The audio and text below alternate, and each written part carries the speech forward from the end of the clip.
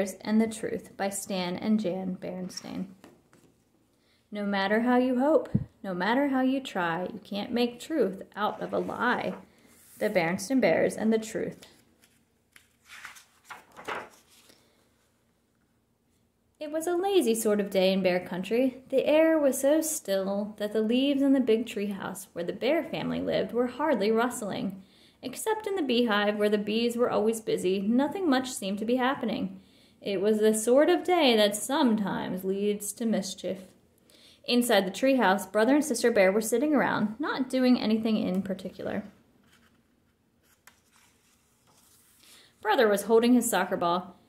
He'd become interested in soccer and had been outside practicing free kicks. Sister was relaxing in an easy chair, thinking about what to do next. Neither Papa nor Mama Bear was around. Papa was in his shop working on some furniture, and Mama was out shopping.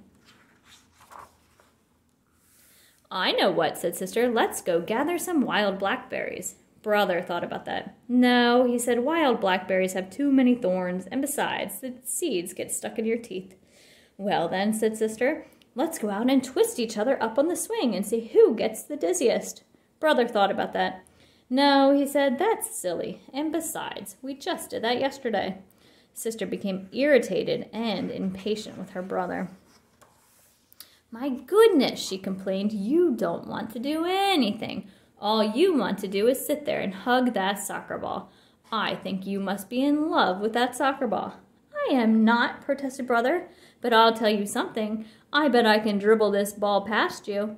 Brother was a pretty good soccer player and a very good dribbler, but so was Sister. The only one who saw what happened next, besides the cubs, was a mockingbird who was perched on a twig outside an open window. Brother faced Sister. The ball was on the floor between them. First, Brother moved the ball with his right foot, then with his left, trying to trick Sister out of position. Then, quick as a flash, he gave the ball a sharp kick with his right. It almost worked, but Sister was fast too. She reached out with her knee and blocked the ball, which bounced against a bookshelf, against a chair, against a footstool, and into Mama's most favorite lamp, which fell to the floor with a crash. The mockingbird let out a screech and got out of there as fast as its wings could carry it. As it flew away, it saw Mama Bear returning from the marketplace. Now, the bear family had some house rules, just as any family has. One was no honey eating in bed. Another was no tracking mud on the clean floors. And another was no ball playing in the house. What to do? Brother looked at Sister. Sister looked at Brother. They both looked at the broken lamp, and they both listened in horror as Mama came up the front steps and into the house. All Brother had time to do before Mama came into the room was roll the ball behind Papa's chair. "My lamp," said Mama. "My best lamp. What happened?" she asked, looking into her cub's eyes. "Tell me about it." The cubs looked into Mama's eyes, then at each other. And then they began to tell one of the biggest whoppers that has ever been told in bear country.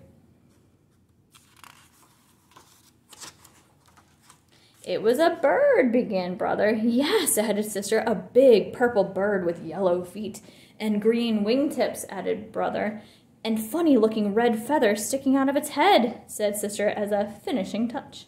As most lies do, the purple bird whopper got bigger and bigger and bigger.